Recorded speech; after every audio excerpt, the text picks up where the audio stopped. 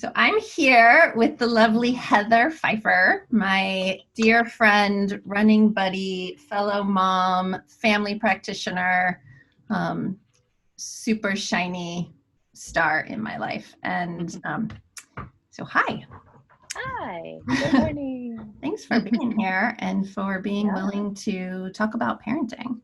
yeah. So I want to start out by just throwing out there when I say the word motherhood, like what comes to mind? Motherhood is First thing is giving. That's the first thing I think of. Giving, lots of giving. Um, yep. And hard and a gift. A gift. Yeah. I think motherhood is a burnt sugar cookie. Yeah, I and like socks it. and socks on the floor. Socks on the floor. And I don't think it's said enough. I think when I was pregnant, I should back up. I didn't get married till I was in my 30s, and then didn't have my first son until I was mid 30s. And I felt like I was surrounded by a lot of this is just so amazing. And, it's just so, and just pregnancy and breastfeeding and motherhood, just all this positivity, which is lovely. But I felt like there was not room when I was experiencing it to be like, it's that, but it's also like sometimes not so great. And sometimes I don't like it, or sometimes I don't feel great, or sometimes I wish like my legs hurt right now, or I just want to read for an hour and have no one talk. Like I felt like there wasn't space for that. And I, ended up having a friend who was pregnant at the same time, and we were each other's space for that. But I came away from that. And now my oldest being 12, thinking, and try to incorporate this in my own practice is like just having space for that, having space for, you get to say that. It can be amazing, but you get to also say that it's the burnt cookie part, right? Like you get to, and that doesn't mean, there's anything wrong with you. It means let's talk about it. And I think lots of women feel that way. The first few months of infancy, Mm-hmm. most women, or many women, I should say, describe it as the loneliest time of their life. Mm-hmm. There's something that happens where there's all of this attention on the mom to be and the baby to come. And then when you have your baby and you get lost in the depths of early stage motherhood and you're not sleeping and it's kind of dark all the time and you don't know what you're doing, and you're often kind of emotionally distanced from your partner maybe because you're both undergoing the hugest identity shifts of your life, and you can't remember to call people back and people don't know how to support you, and suddenly like the mom kind of floats to the background And your body is betraying you and hurting and tired and leaking and awkward and hard, and the baby is hard, right? Lovely and amazing, and also just hard and exhausting. That time feels really, really lonely because the narrative out there, like you said, is that you'll be in so much love, like birds will be singing and stars will be dancing and it will just be this glorious moment, and it's often not. And then moms think there's something wrong with them, that they're doing it wrong, or they're not in love with their baby in the right way, or that they're not meant to be a mother, or that something is broken about them. It's interesting because, of course, I do family practice, so I take care of a lot of new babies and new families. And I have come to incorporate in my practice when I have that first well-child check, the gauntlet, that first 2 weeks, right?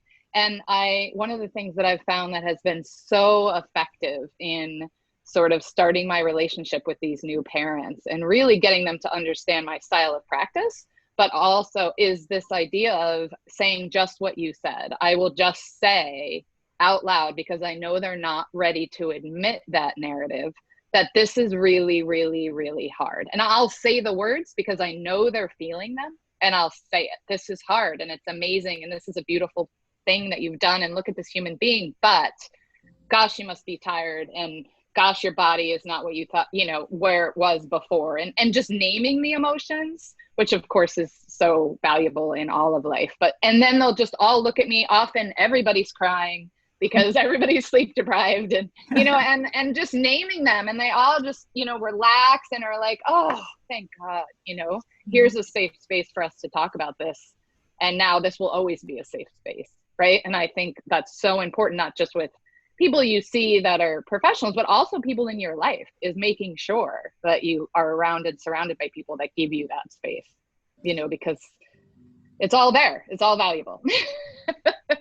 Why do you think it's so hard in our culture to talk about how hard parenting is? I mean, one of the secrets that comes out in therapy with new parents is that they'll kind of, after a few sessions, when they're starting to trust me, will like sneak in, sometimes I don't like my kid. Yeah. Sometimes I don't like parenting. Sometimes I wonder what I got myself into. And there's so much shame behind those words. And I have never met a parent that liked their kid 100% of the time. We love them, of course. But liking them and liking parenting is not a thing that we're going to like all the time. But it's so hard to admit that out. It's like a lot. I think it's a soup. I think a lot of things go into that, but it starts with this idea, I think, that is cultural to a certain extent, where vulnerability is not okay. Vulnerability is weakness. Vulnerability is, you're not on top of things. You're not trying hard enough. And then, of course, the whole, God forbid there's any privilege that you have, the idea of, you shouldn't feel like this because you can turn on the lights and you're not carrying water 20 miles, right? And sort of, how do you navigate those things, right? Mm-hmm. I think it's complicated. And then what we do is we just do what we always do when something's complicated emotionally, is we just pick the super highway, which is the way we see everyone else doing it, right? Yeah. And those super highways in our own brain, right? Like we have emotional reactions that are triggers that send us on kind of our own emotional roller coasters. That I can tell you that nothing changed my therapy practice like having kids or working with parents in parenting, because what I realized in those two things is that the key to parenting is not getting obedient behaviors out of our kids, or not having perfectly developed children or star children that do everything right. The key to successful parenting is being able to self-regulate myself, manage my own emotions separately from my kiddos roller coaster. We start with kind of pathologizing or thinking about the kid's tantrum or the misbehavior or the whatever, and the path to interacting with those behaviors kind of successfully require me to hold a separate basket for my own emotional response system. And I don't know if you found this to be true, but I think that we get triggered from our own childhood stuff, our own developmental stuff at each developmental stage of our kids. It awakens everything, right? And so there's a soup or a mixture happening in any parenting moment, in any parenting relationship moment, of what my kid brings to the table and what I bring to the table. And as the grown-up in the situation, as the person that signed on the dotted line to help coach this human being from infancy to adulthood and help them learn emotional regulation, and wanting them to be able to emotionally regulate when they can't have the red cup, or they, can't manage the input of online school or whatever the thing may be. If I want to expect that or coach that in them, I have to be able to do it in myself. And that is hard, like being able to do both of those simultaneously. Yeah. And I would say, TMI or not, I did my own therapy on that very thing, because of, to your point, I grew up in a household that, my mom has a mental illness. And so she, I just didn't really grow up with how is my emotions separate from what's going on. I didn't grow up with a really intact ability to not walk into a room and find the person that's sad and make that mine. I didn't really grow up with that. And so I sort of became this person that would always have that metaphor of taking on other people's stuff right? It wasn't separate, and sort of did my own therapy. And it's funny that you mentioned that with parenting, that, it is such an important thing to sort of make sure that in an effort to be close and in an effort to hear and listen and be loving and receptive and all these sort of 2020 parenting goals, that you are separate, that, and they, and really saying that's yours and this is mine, and I can still be here for you, right? I can still listen to you, but it's also not mine, right? And I think it's interesting, not just as a parent, but as a woman. I mean, I think, it's really hard to talk about parenting as a female and not have it sort of also be intertwined with sort of expectations of being a female today, right? Is sort of this whole idea of no, I give all of myself to nurture and give. And that's a measure of my success, or that's my role, or, and so it makes it even harder depending on what your experiences were growing up, and then cultural, that how much of that you bring to parenting, right? You're parenting 2 boys, I'm parenting 2 boys. Yeah. And I think that practice that we have, or that idea that developed in parenting, that I'm a good parent if I meet all your needs all the time, I give you all of me. Anything that is me is done in the quiet of night while you're sleeping, so you can't see. If I'm available, meaning not physically at work or, compromised in some way, I am meeting your needs. And I think so deeply about how that trains our boys to see women and to see ourselves and to see their role in relationships, and how important it is for mom to live and give the message that I matter in this relationship, that my needs matter in this relationship, and that your needs and my needs are separate. And we're in relationship, living in the same house. And so they're kind of intertwining, and we need to be teaching our kids, especially our boys, how to see that and hold space for other people's needs and ideas and thoughts, and kind of how to integrate that into their experience and development, as well as empowering ourselves to understand that me taking care of myself is good parenting. Me being separate from my kids is good parenting. That has gotten lost in our parenting culture. And I think, when I hear you say that, it's an interesting thing, because I know that that's integral to your parenting. It's integral to my parenting. It's honestly who I am. So but I also, think that to some parents, they'd hear that and be like, oh, just another thing I have to do is, I have to model, right? But I actually think you can flip like anything on its head and say, no, that's actually super cool, right? Like, you get to take care of yourself, be yourself, right? Continue to get stronger, continue to grow with your true self, and be a parent. Like, you get to do both. That's super cool, right? Like, that's awesome, right? So go do that. Both makes the other one easier, right? And it makes it better, right? Especially parenting boys. I say all the time that, I want to put boys into the world who are A, B, C, and D, right? And part of what I also want to do is for them I want to model behavior of an independent, emotionally regulated, not always her best self, but takes responsibility when not, female, right? I want that for them, so that the females that they come across in their life, whether it's a partner or it's a friend or it's a colleague, that's what their normal is, right? And that's cool. So by me being my true self, I can make them a better human, a better male. That's okay. So, right? Yeah. Like I give myself permission to go for a run with Darcy every Sunday. And so then that means I'm also modeling, you know, good behavior and health and time with a good friend to my boys. And that means I'm doing a good job as a parent too. Awesome.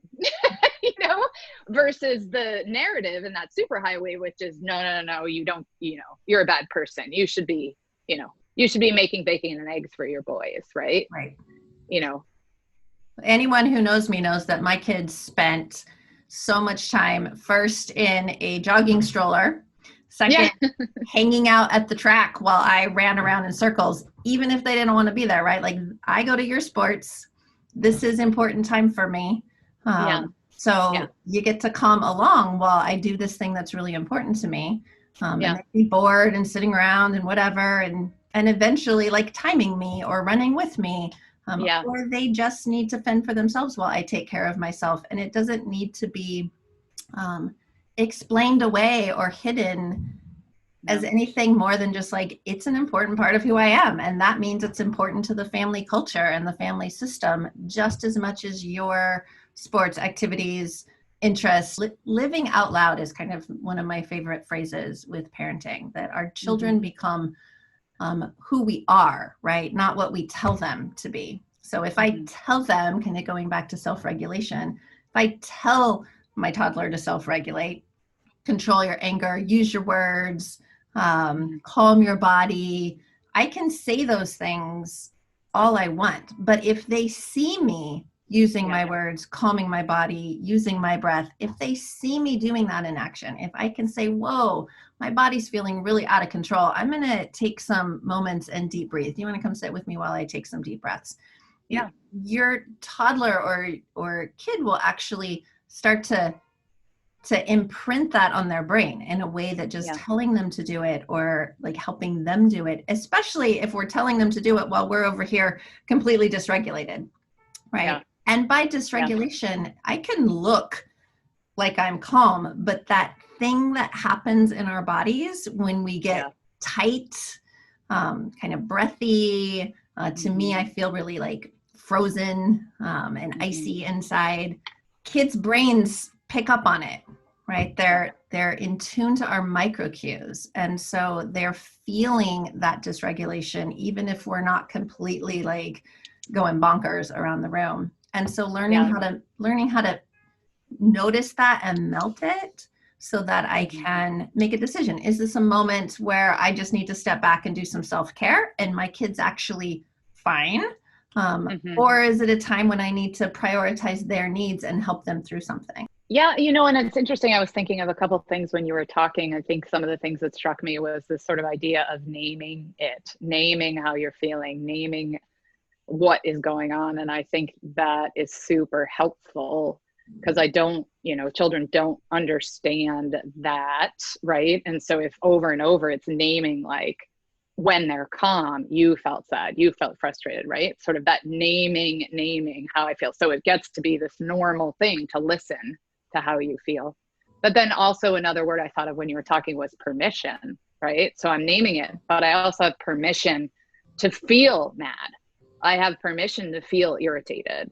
Like that, those are all great, right? It's not like must be great, happy, calm all the time, right? That, and then also modeling again that when I feel all those things, then there's this space for noticing and then choosing how to get yourself to a better place. So what your reset buttons are that are healthy, right? And sort of continuing to sort of raise kids in that with that idea. And it's just like anything you practice, you get better at. And also with that, the permission to not always be great at that, right? Like, I think it's really important to say there are many times that you, like last night was a perfect example. I have late clinic on Tuesday. I am working for 14 hours. It is emotionally and physically exhausting. I come home totally tapped out where my mother, like, bathtub is not full.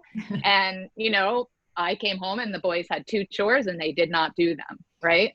And so that right? I felt it, I named it. And my first thing was to do what I don't want to model was, you had chores, you didn't do them. I don't want to come home and see this. I worked too hard, right? Like the sort of like, I'm going to make you feel bad. But then I went into my room, I sat down, did the sort of 5 breaths and did the like, I know where I'm at. I didn't want to be there. That's not what I want to do, right? And then came back and named it, right? And it was so much more powerful. Yeah. And could some people have looked at that and been like, you weren't as mindful and didn't hear your emotions? No. What I did say was I came back and said to my son, you know what? I'm sorry for my reaction. I didn't, I had a long day. I was hoping this would be done. It wasn't. I'm disappointed, but you don't need, I probably should have stepped away 5 minutes sooner. It can be hard, can it? And they'll say, yep, it's hard, right? Because they'll remember the last time when they were mad and they, went to that space. It's just so valuable to do that too, to give yourself permission to not have the gold medal at that, right? Because I think that's a really, really hard thing to do, right? To sort of recognize how you feel, hold space, pause, and then reset in a way that's healthy, and do that consistently throughout your day. And that you're going to fail. You're going to fail sometimes. But the key is to come back and say, I take ownership of that. I didn't react as my best self, but there's room in this relationship because of how it's been set up to do that. Next time I'm going to see if I can get it, better. Right. And over and over and over again, it's just so cool to see, not only am I becoming a better person by doing that, but they are too, right? The whole family unit of like, this is what I want to be and I'm trying, but it's hard. Yeah. Right. So I like to clarify that I don't think self-regulation means never being angry at our kids, never being annoyed or frustrated or sad or hurt. Like those are all completely normal human emotions that happen within the context of any relationship. So if we actually got that gold star and was completely, if I was completely regulated meaning pleasant and accepting and neutral in all the interactions with my kids, I think I would do them a really big disservice, in the same way that if I am unknowingly dysregulated in an abusive way, I do them a disservice, right? Yeah. Both of those things fail to teach them how they can manage their emotional reactions within the context of a relationship. And that's the thing that we're looking for. We're not hoping that our children never feel angry. We're not hoping that our children never feel disappointed in a relationship. We're not hoping that they never express frustration or anger or sadness in a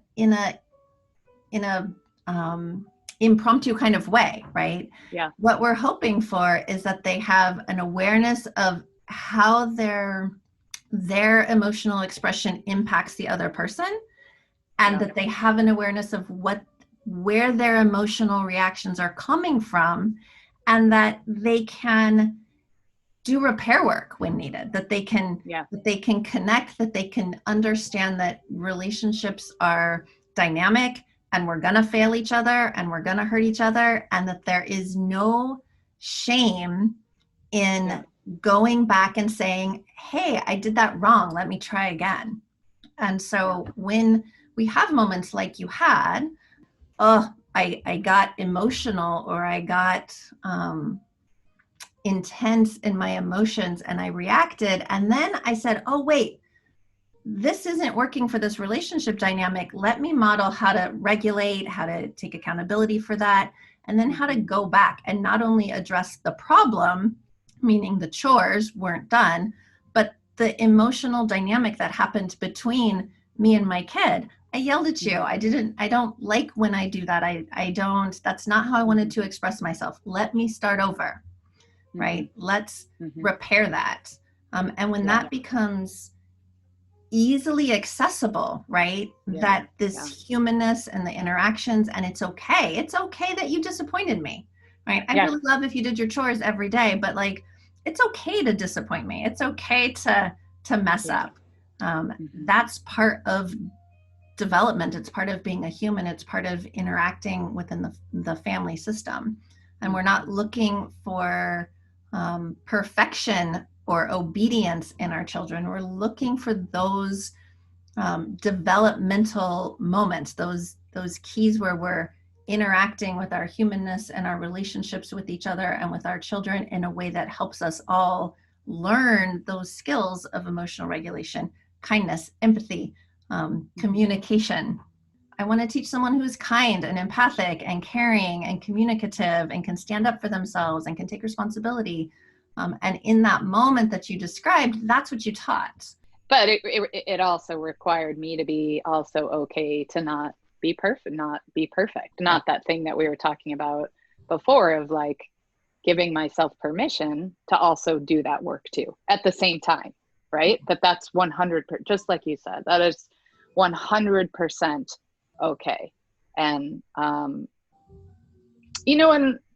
other thing I was thinking of too is that, and I feel like in an effort to sort of understand the changing emotions with COVID and all that's done in terms of isolation and more time together, bringing all of this into that, one of the things that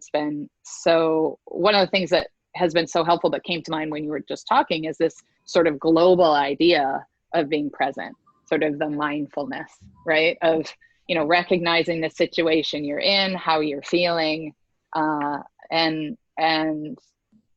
permission and then listening. I mean, it's just been so valuable to have so much less noise, I have to say. The lemonade from the lemons is that I feel like, I guess I could say I thought I was always a good listener, but I am pretty much like sit with one of my boys every night now and just listen, and also name some emotions and just listen. How was the day? Let's list quickly all the things that suck about COVID, right? And, and they won't like volunteer and I'll volunteer. And then it just all, right? It's like that same thing of like permission of like, here's all my emotions and they're not all warm and fuzzy and rosy. What do you think about that? And, and they'll sort of say, oh, this is cool, So when I have those moments with my boys, I feel like I'm absolutely doing everything right when I'm being imperfect and admit it and present, and that's super cool. Mm-hmm. And I had to fail to do it, right? Mm-hmm. But more so than when they get, I buy them the jeans they want, or, it feels so much more real. It feels, I can just feel it in my heart, that was such a valuable circumstance. And what it involved was me not being perfect, me being okay with not being perfect, right? Me admitting that I need to reset, that I'm not, and that we connected and talked about it. How cool is that? Right? How cool is that? How cool if we could all carry that as the parenting goal, right? Mm-hmm. As the thing that I am excited about for this parenting adventure, that I am excited about the relationship aspect. To do that, I think we really have to, going back to a thing you said in the very beginning, is hold that separateness, right? I am a separate human being from you. Mm-hmm. We have children so that they can leave us, right? And they can't leave us when we're like holding on so tight and seeing ourselves as solely as their mom or as a product of their existence, right? And that's, yeah, I mean, I think if you don't do that, then that you're just delaying the work, right? Right? It's like, okay, then I'm going to have to do a ton of work when they move out, right? Or right? Because I'll look around and be like, think, what is it that I do? I love that question. What is it that I do? I feel like we could do a whole nother segment on kind of the identity of the transition of the identity of moms. Yeah, and I will say, here's another thing on that topic that I say a lot in my Well Child, creating space to hear about parenting and growth and developmental changes, and then also giving suggestions and just honestly, the psychology of parenting. And I don't know that anybody prepared me for that in training, that's what I do a lot. And what is it that I do? I think that so much of life in general, but also in parenting, is that all this stuff we're talking about, it's not like you just get it, you name it, oh great, I figured out all of that, right? And now it's on the shelf, and now what do I do, right? I don't ever have to revisit that, right? Mm-hmm. It's this constant, like, yeah, I totally had this, I thought I had this figured out, I have all, I had time for myself, I was giving myself permission, I was doing mindfulness, I was listening. And then I don't know it all. I just lost it all. Now I gotta come back. And right, is it sort of like, this isn't like, yeah, you do this work and you're good. There's also tremendous value to just be like, oh, wait, I know. But the hope is that, just like anything, that you get better at recognizing when you're like, oh, wait, I don't have anything. I just went through a period where my kids were everything, and I was following them around, and my husband was everything, or my partner was everything, and my work was everything. And I just, whoa. And that there's room for that too. And I think that's really important to say. And I say in my Well Child checks too, that like, oh, isn't that interesting? You had it and then it changed and now you don't have it. That's the way it goes, Continually shifting evolution that is beautiful, is painful, is a burnt sugar cookie. Yeah. It's all of it. Fun chatting. Yeah. Heather, thank you so much for talking. You're welcome. With me. I think this was great. I hope we can do it again. Yeah. I loved it. Yes. We'll see you later. Have a great day. All right. Thank you. Yeah. Bye.